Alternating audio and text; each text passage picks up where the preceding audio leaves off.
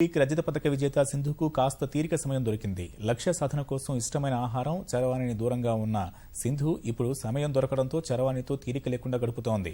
సామాజిక మాధ్యమాల్లో తనకు వచ్చిన సందేశాలను చదువుతూ ఆనందంలో తేలియాడిపోతోంది. ఎంతో మంది తనకు అభిమానులుగా మారడం పట్ల పట్టరాని ఆనందాన్ని వ్యక్తం చేస్తున్న సింధు ట్విట్టర్లో రీట్వీట్లు చేస్తూ ఒలింపిక్ ఆనందాన్ని పంచుకుంటోంది.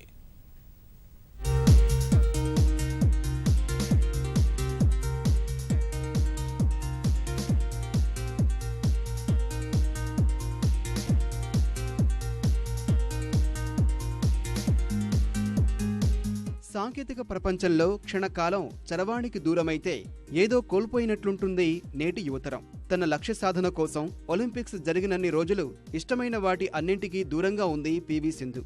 ఆట మీదే దృష్టినంతా కేంద్రీకరించి దేశం గర్వించే విధంగా రజత పతకాన్ని సాధించింది. రియో నుంచి హైదరాబాద్ తిరిగి వచ్చాక తెలుగు రాష్ట్ర ప్రభుత్వాల సన్మానాలు, సత్కారాలతోనూ తీరిక లేకుండా గడిపింది. విజయవాడ పుష్కరాలకు హాజరై హైదరాబాద్ తిరిగి వచ్చిన సింధుకు కాస్త తీరిక సమయం దొరికింది. తనకిష్టమైన ఆహారాన్ని రుచి చూడడం సహా చరవాణికి వచ్చిన సందేశాలు చూసి ఉబ్బి తబ్బిబోయిపోతోంది.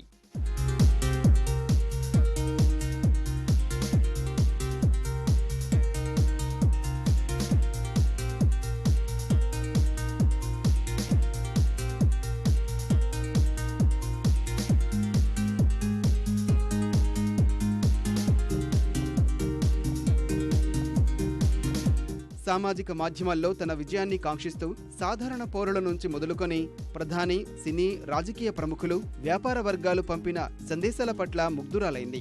తాను ఆరాధించే ఎంతో మంది ప్రముఖులు ఒలింపిక్ తర్వాత సింధు అభిమానులుగా మారిపోయామన్న సందేశాలు ఆమెను అమితానందంలో ముంచెత్తాయి. ట్విట్టర్ ఖాతాలో వేలాదిగా వచ్చిన సందేశాలు చదువుతూ వాటికి జవాబిస్తూ చరవాణిలో లీనమైపోయింది. 2014లో ట్విట్టర్ ఖాతా తెరిచిన సింధు 115 మంది ప్రముఖులు, స్నేహితులను అనుసరిస్తోంది. ఒలింపిక్ తర్వాత ఆ సంఖ్య వేలకు చేరింది. 2 లక్షల మంది ఆమెను అనుసరిస్తూ శుభాకాంక్షలు తెలిపారు. తిరిగి వారందరికీ జవాబిస్తున్న సింధు విరాట్ కోహ్లీ, సచిన్, అమితాబ్, రజనీకాంత్, సల్మాన్, మహేష్ బాబులకు ప్రత్యేక కృతజ్ఞతలు తెలిపింది. ప్రధాని నరేంద్ర మోదీ, తెలుగు రాష్ట్రాల ముఖ్యమంత్రులు కేసీఆర్, చంద్రబాబులకు రుణపడి ఉంటానని పేర్కొన్న సింధు కేటీఆర్ కు ప్రత్యేక ధన్యవాదాలు తెలిపింది. వేలాదిగా వచ్చిన సందేశాలతో నిండిపోయిన ట్విట్టర్ను చూస్తూ ఖుషీగా గడుపుతోంది.